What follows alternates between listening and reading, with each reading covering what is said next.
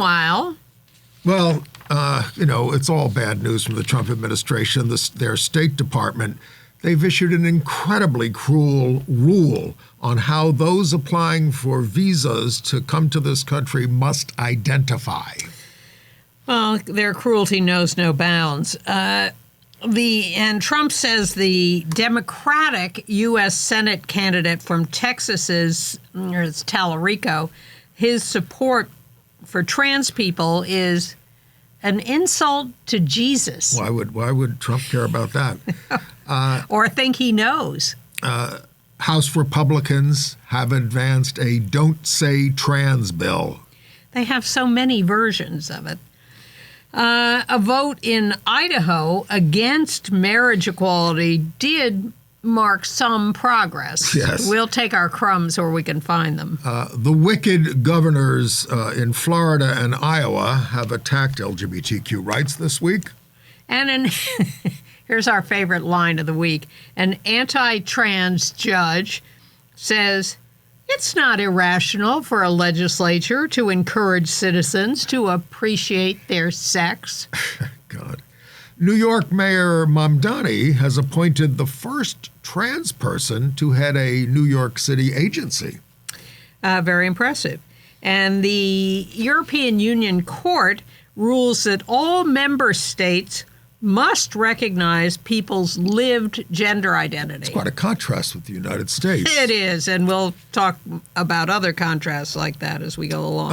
Your HHS Secretary, RFK Jr.'s unscientific wrecking panels were thumped by a federal judge.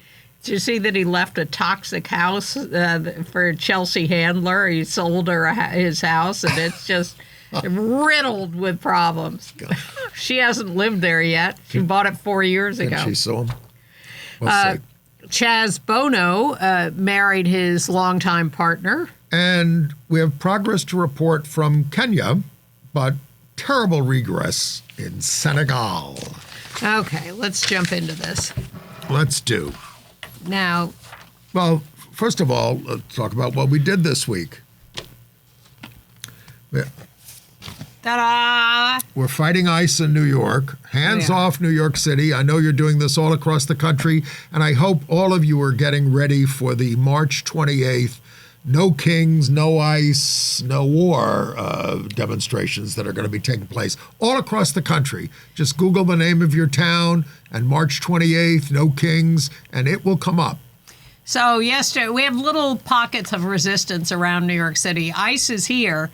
They're in places that are a little less visible. Right in gay Chelsea, they're housed, and their cars are housed in Pier 57's parking garage, which is controlled by the Hudson River Park. I think they're actually at Pier 40 at Houston Street, but the Trust Advisory Council is meeting at Pier 57. I see. So we did a freezing cold demo there yesterday, and had a good turnout. Well, I was wearing a hat. I thought it was going to be warmer, so I wasn't.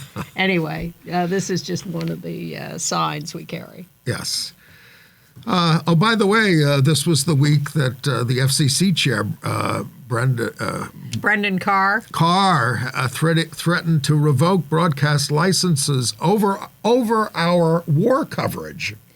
I mean, it is unbelievable. It is. And of course, then Hegseth said, I can't wait till David Ellison buys CNN so we can get patriotic coverage of my war. And Trump says that all the anti-Trump coverage means those people should be executed, he said. Yes, convicted of treason. Yes. Executed. Yeah, where if they knew we existed, we'd be on the list.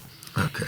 But really, have you read the First Amendment? Do you understand freedom of the press? Clearly, you don't. Well, this is over the top authoritarianism and fascism. Well, they don't care about anything. One of the stories most striking to me this week was the review of what Doge had done a year ago, and the fact that the people at Doge were idiots in their 20s who now admit that without any kind of remorse, they arbitrarily canceled all grants from government agencies that mention LGBTQ, BIPOC, tribal.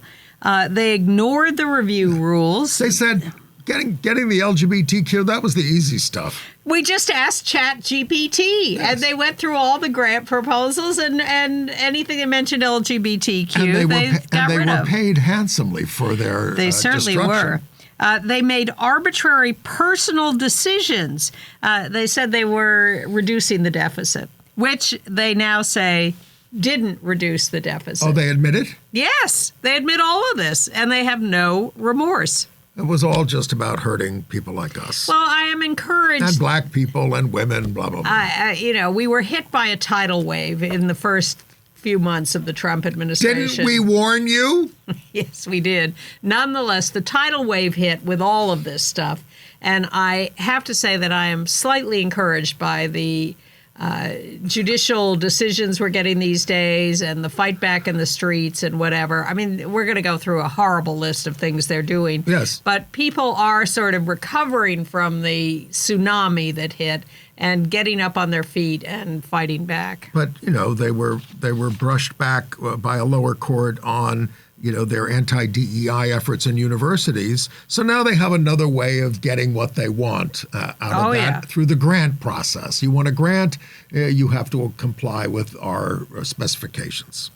And there's this new State Department rule that says if you are coming from another country to this country and you're required to get a visa, you must abide by the Trump executive order that there are only male and female genders, and you must state that on your visa application. And it doesn't matter if your home country recognizes you as non-binary or trans. The United States will not, and if you don't say it, you're not coming. Several countries now issue passports with non-binary X markers on the passport, as did we under the Biden administration. Yes. And that's still in litigation here because the Trump administration wiped it out, but it's being litigated. But look, they're just trying to defend women from gender ideology extremism and restoring biological truth to the federal government. That's the title of this whole enterprise. It's all just so Orwellian. It's